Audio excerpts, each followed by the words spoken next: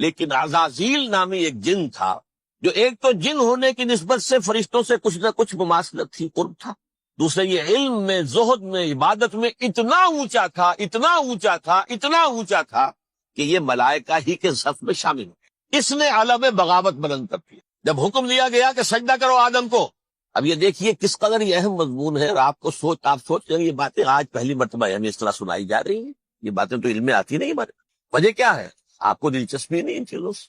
جدید تہذیب نے ان چیزوں کی اہمیت کو زیرو کر دیا۔ قرآن میں اہمیت کا کیا عالم ہے؟ 7 جگہ یہ مضمون قرآن میں آیا کہ فرشتوں کو ہم نے حکم دیا سجدہ کرو آدم کو، سب نے سجدہ کیا۔ فسجد الملائکۃ کلھم اجمعون، سارے کے سارے، کل کے کل، سب نے مل کر سجدہ کیا آدم کو، اللہ کے حکم سے فوراً تعبیل کر دی۔ الا ابلیس ابا واستکبر وکان من الکافرین، ابلیس نے نہیں کیا، انکار کیا، استکبار کیا، گھمنڈ کیا۔ اور اس کو سورہ کہف میں بیان کر دیا گیا، یہ اس لیے کہ وہ اصل میں جنات میں سے تھا، اگرچہ شامل تو تھا فرشتوں میں اس وقت۔ کانا من الجن ففسق عن امر ربہ، وہ اصل میں جنات میں سے تھا، اس وجہ سے وہ اپنے رب کے اس فیصلے کے خلاف کھڑا ہو گیا، سرکشی تھی اس میں۔ یہ معاملہ اتنا اہم ہے، اب آپ سمجھیے کہ 7 مرتبہ سورہ بقرہ، سورہ اعراف، سورہ حجر، سورہ بنی اسرائیل، سورہ کہف، سورہ طٰہٰ، سورہ صاد، 6 مکی صورتوں میں ذکر ہے یہ، اور ایک مدنی صورت سورہ بقرہ۔ ان میں سے اکثر مقامات پر پھر جب اللہ نے کہا کہ اچھا تم نے یہ سرکشی کی ہے اور ہمارے حکم کی خلاف ورزی کی ہے تو یہاں سے نکل جاؤ، دفع ہو جاؤ، تم مردود ملعون، ان علیک لعنتی الی یوم الدین، اب تجھ پر لعنت رہے گی میری قیامت کے دن۔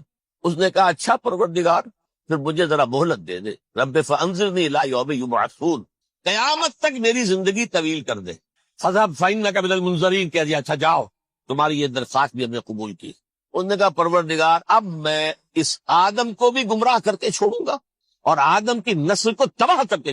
انتہائی شدید چیلنج کے انداز میں یہ قرآن مجید میں 4-5 مرتبہ میں نے صرف 2 جگہ سے آپ کو اس وقت کوٹ کر کے سنایا تھا۔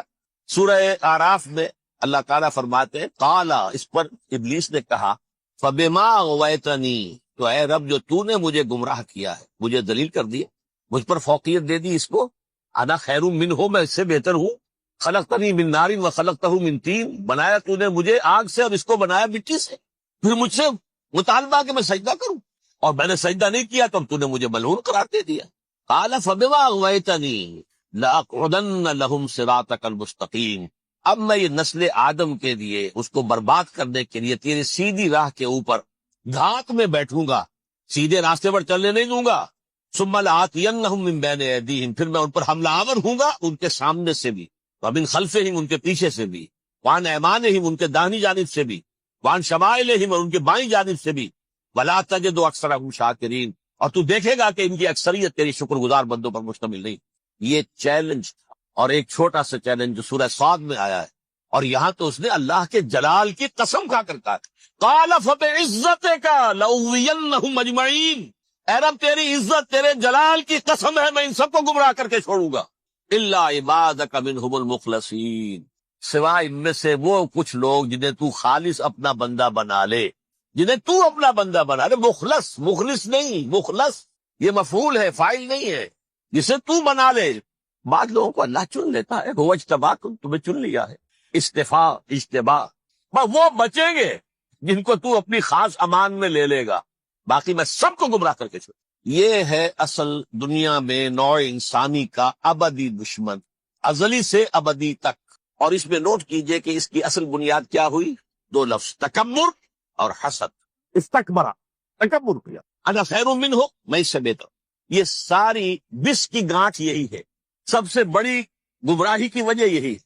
اسی لیے کہا ہے حدیث میں لن يدخل الجنہ من کان فی قلبہ مثقال حبۃ من کبر، جنت میں ہرگز وہ شخص کبھی بھی داخل نہیں ہو سکے گا جس کے دل میں رائے کے دانے کے برابر بھی کبر، تکبر سب سے بڑا۔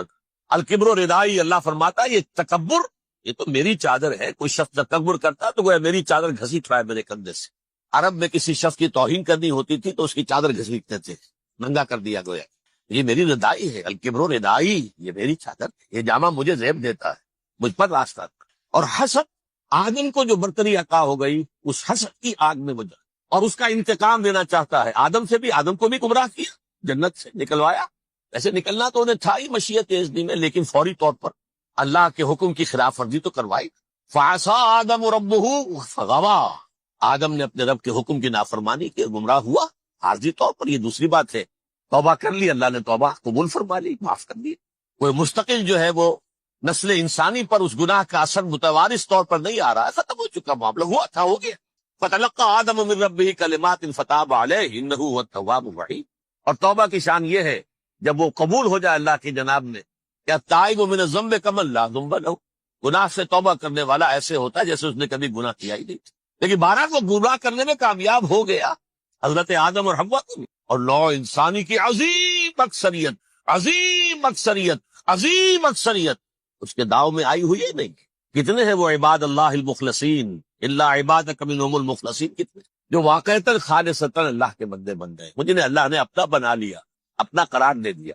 اب اس کے ساتھ نوٹ کیجئے، اس ابلیس کے ساتھ ایک فوج بھی ہے جسے قرآن مجید میں کہا گیا ہے کہ یہ اس کی پارٹی ہے، حزب الشیطان. یہ اکیلا نہیں ہے. ایک تو وہ عزازیل ہے، اس کی طویل ترین عمر اللہ نے دے دی، وہ تو قیامت تک رہے گا. باقی بھی جنات جو ہیں ان کی نسل میں سے، یا اس کی نوع میں سے، اس کی نسل میں سے، جنات کی عمریں انسانوں کی عمروں سے زیادہ ہیں، بہت زیادہ ہیں. لیکن پھر بھی اتنی نہیں ہے. یہ خاص ہے اس کا معاملہ کہ اس نے کہا تھا رب انظرنی الی یوم یبعثون، مجھے دے دے مہلت اس وقت تک تاکہ میں ثابت کر کے دکھا دوں کہ جسے تو نے یہ خلافت دی ہے یہ اس کا اہل نہیں ہے. Let me prove this point ولا تجد اکثرهم شاکرین، تو ان کی اکثریت کو شکر گزار نہیں پائے گا. وہ ابلیس جو ہے وہ ریکروٹ کرتا ہے اپنے فوجی، اول تو خود جنات میں جو اس کے نمبر 1 لشکری. قرآن مجید میں اس کا اشارہ دیا گیا ہے انہ یراکم ہوا وقبیلہ من حیث لا ترونہم. دیکھو لوگو، اے انسانوں، وہ ابلیس لعین عزازیل اور جو اس کے قبیلے کے لوگ ہیں، جنات ہیں، وہ تمہیں وہاں سے دیکھتے ہیں، تاکتے ہیں اور حملہ کرتے ہیں جہاں سے تم انہیں نہیں دیکھتے. وہ غیر مرئی ہیں، انویزیبل ہے، تمہیں نظر نہیں آتے.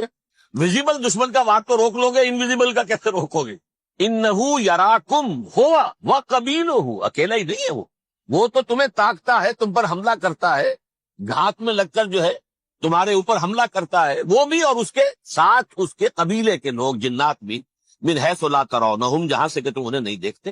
لیکن اس کے علاوہ وہ انسانوں میں سے بھی ریکریوٹ، رنگ روٹ، وہ جو ہے ان کو اپنے پاس رکھتا ہے فوج کے اندر. جس کی سب سے بڑی مثال کیا ہے؟ سورہ مجادلہ میں اللہ تعالیٰ نے منافق، حالانکہ وہ کون تھے؟ بظاہر حضور کا کلمہ پڑھنے والے، حضور کے پیچھے نماز پڑھنے والے، اسلام کا دعویٰ کرنے والے، ان کو اللہ فرماتا ہے اولئک حزب الشیطان الا ان حزب الشیطان هم الخاسرون. یہ شیطان کی پارٹی کے لوگ. وہاں مقابلے میں آیا ہے اولئک حزب اللہ الا ان حزب اللہ هم المفلحون. یہ دو پارٹیاں ہیں، حزب اللہ اللہ کی پارٹی جو اس کے مخلص بندے ہیں وہ اللہ کی پارٹی، اور جو شیطان کے مرید بن گئے اس کے ہاتھ پر بیعت کر لی، لہذا وہ اس شیطان کی پارٹی کے لوگ ہیں، چاہے وہ انسان ہو چاہے جن ہو. تو انسانوں میں سے بھی اس کے حزب میں، اس کی پارٹی میں اس کے ایجنٹ ہیں، اور بلکہ بہت سے تو ایسے ہیں کہ جو جنات کے بھی کان کتر دیں، ان کو بھی شیطنت سکھا دیں، پڑھا دیں. لیکن اب ایک بات سمجھیے، ایک دنیا میں نسل اور قوم بھی ایسی ہے جو ایک خاص وقت سے بحیثیت مجموعی من حیث القوم ابلیس کی ایجنٹ بن گئی. وہ کون ہے؟ وہ یہودی. یہ یہودی قوم جو ہے، اس میں ایک تو کچھ یہ کہ ان کی فطرت کے اندر یہ تھا کہ ہم ہیں اصل انسان، باقی انسان جو ہے وہ انسان نما حیوان، ان کی کوئی حیثیت ہی نہیں. ہم ہیں اصل انسان، نحن ابناء اللہ واحباؤ. یہ جنٹائل، یہ گوئمز، غیر یہودی، یہ تو حیوانات ہیں.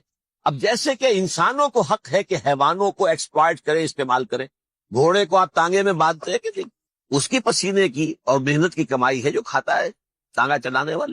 البتہ یہ ضرور ہے کہ چونکہ اگلے روز پھر جوتنا ہے تو کچھ نہ کچھ تو اسے بھی کھلائے گا نا، اپنی کمائی میں سے کچھ دانے کھلائے گا، کچھ اور گھاس دے گا. یا بیل کو جوتنا ہے ہل میں تو کچھ نہ کچھ اس کو دیتا ہوگا کھانے، لیکن پھر اسے استعمال کر دو.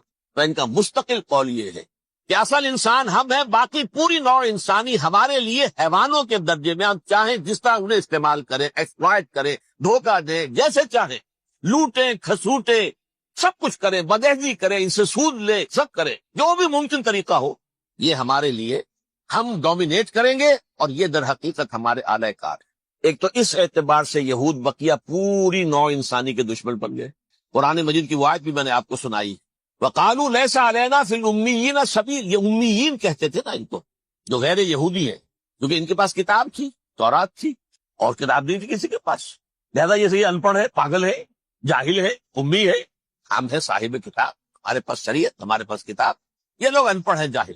لیس علینا فی الامیین سبیل، ان امیین کو ہم لوٹیں کھسوٹیں، دھوکہ دیں، فریب سے جو کریں، چوری کریں، ڈاکہ ڈالیں، جیب کے قطرے، جس طرح بھی کریں ہمارے لیے جائز ہے، ہمارے اوپر کوئی گرفت نہیں ہوگی۔ اللہ تعالیٰ ہم سے یہ نہیں پوچھے گا تم نے جھوٹ کیوں بولا تھا اس کے ساتھ، تم نے وعدہ خلافی کیوں کی تھی اس کے ساتھ، تم نے کیوں دھوکہ دیا تھا اس کو، تم نے کیوں اس کا مال جو ہے غبن کر لیا تھا، ہڑپ کر لیا تھا، نہیں، ہم پر پوچھ نہیں ہے۔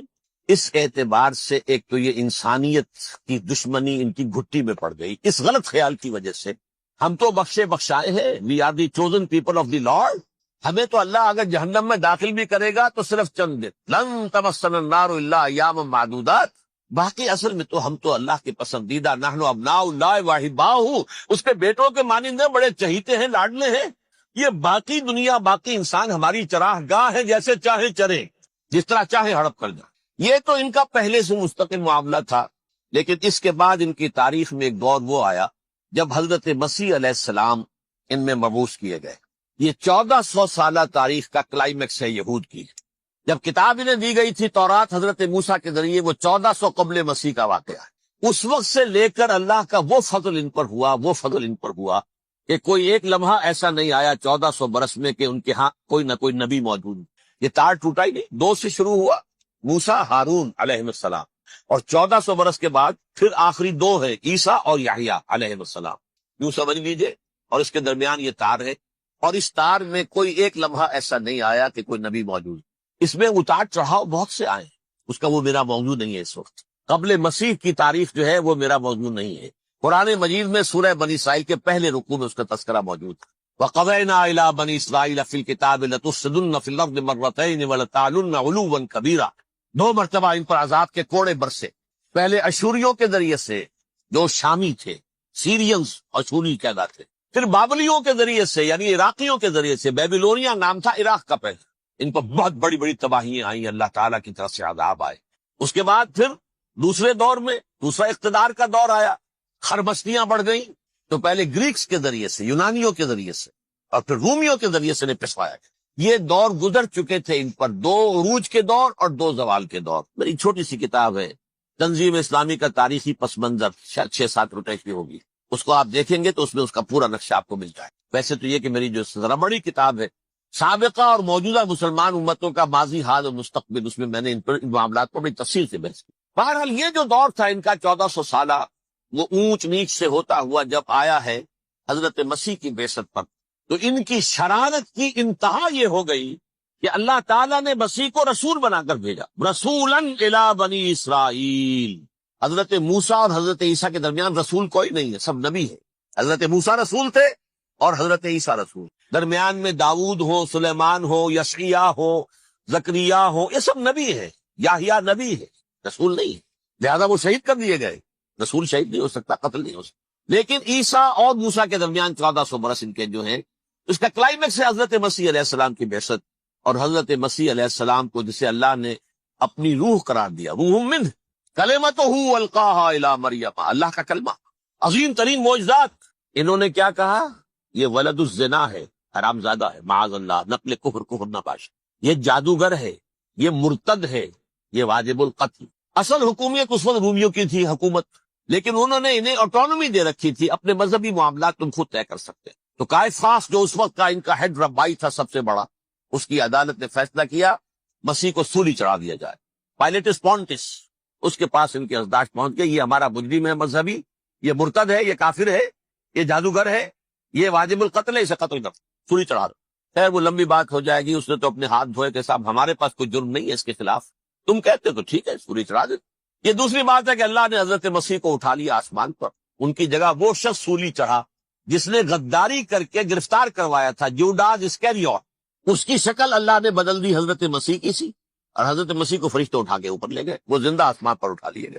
اور یہ ساری تفاصیل نہ قرآن میں ہے نہ حدیث میں ہے، یہ انجیل میں ہے، لیکن انجیل کون سی؟ برنباس کی، gospel of the Lord according to Saint Barnabas.